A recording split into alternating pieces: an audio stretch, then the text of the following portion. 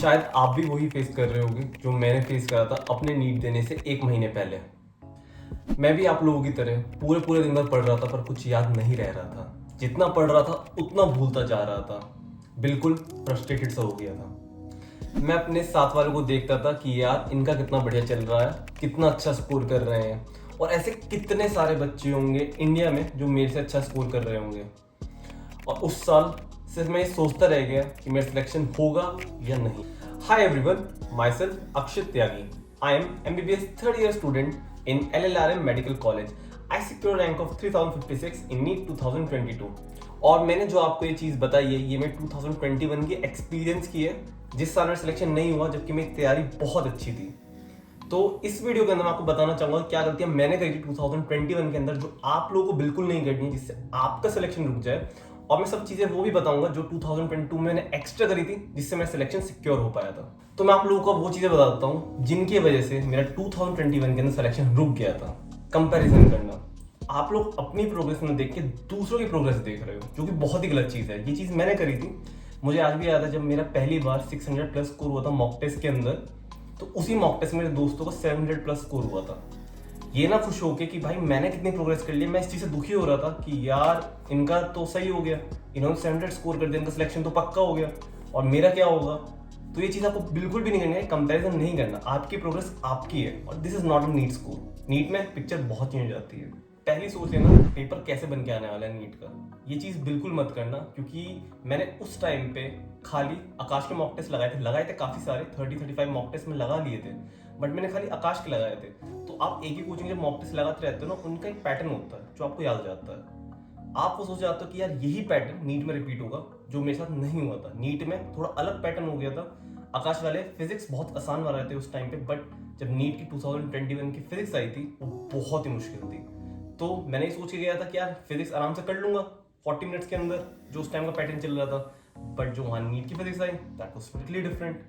तो ये गलती आपको नहीं करनी है कि आप लोग पहले सोच रहे हो भाई नीट का पेपर तो ऐसे ही बन के आएगा, नीट का पेपर आसान आएगा, पर ये नहीं पता कैसे बन के आएगा। उस टाइम बायो आसान हो सकती है तो फिजिक्स मुश्किल हो जाएगी, फिजिक्स आसान है तो केमिस्ट्री मुश्किल हो सकती है, कुछ भी हो सकता है। उस चीज़ के लिए प्रिपेयर रहो। और इसमें सबसे जरूरी है सेल्फ कॉन्फिडेंस, जो मैंने लूज कर दिया था 1 महीने पहले। मेरी सोच ही हो गई थी सिलेक्शन शायद नहीं हो पाएगा, पर जितना अच्छा स्कोर कर पाऊँ उतना कोशिश करता हूँ, क्या पता तुक्का लग जाए, कुछ हो जाए और सिलेक्शन हो जाए। अगर यही सोच है आपकी तो कैसे होगा। लड़ाई लड़ने से पहले अगर हार मान लोगे तो लड़ाई तो हारोगी ना। Miracles doesn't happen. हाँ, शायद कुछ के हो जाते हो, but most of the time it doesn't. Believe in your self, nobody else will believe in you. अगर खुद में नहीं है भरोसा है तो कौन आप पे करेगा। Please care to subscribe the channel and like this video.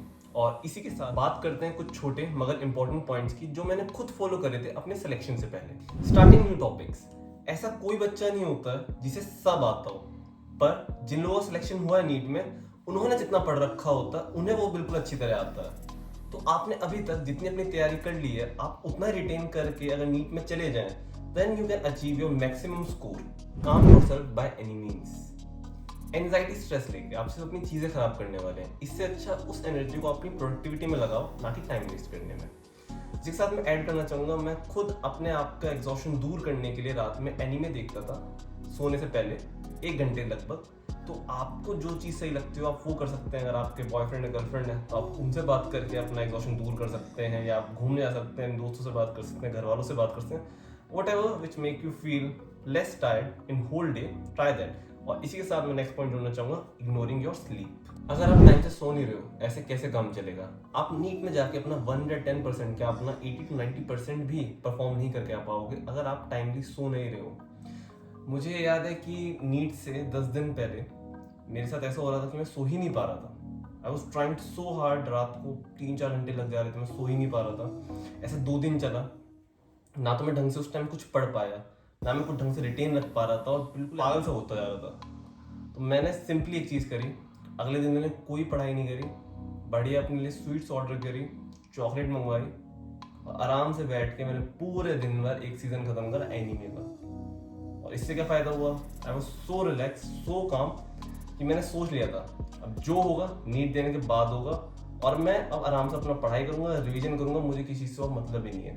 Revision last में आपको सिर्फ रिवीजन पे ध्यान देना है। चाहे आपने कितनी भी अच्छी तैयारी कर रखी हो, कितना भी अच्छा पढ़ रखा हो, अगर आप लास्ट में आके उसे 1 वीक के अंदर रिवाइज नहीं करेंगे तो बहुत ज़्यादा चांस है कि अपने आप सिली मिस्टेक या नेगेटिव मार्किंग करके आने वाले हैं नीट के अंदर। इस चीज़ का आपको ध्यान रखना है, जितना टाइम आपका नीट का पास आता जा रहा है उतने मॉक टेस्ट लगाने आपको कम करने हैं, रिवीजन पे ज़्यादा एम्फेसिस करना है, जिससे आप बिल्कुल जो पढ़ रखा है रिटेन रख पाओ और वहाँ जाके नीट में आप परफॉर्म करके आ पाओ। Drop your doubts in the comment section and please give like to this video. And in the last, let's unlock the potential and uniqueness within us.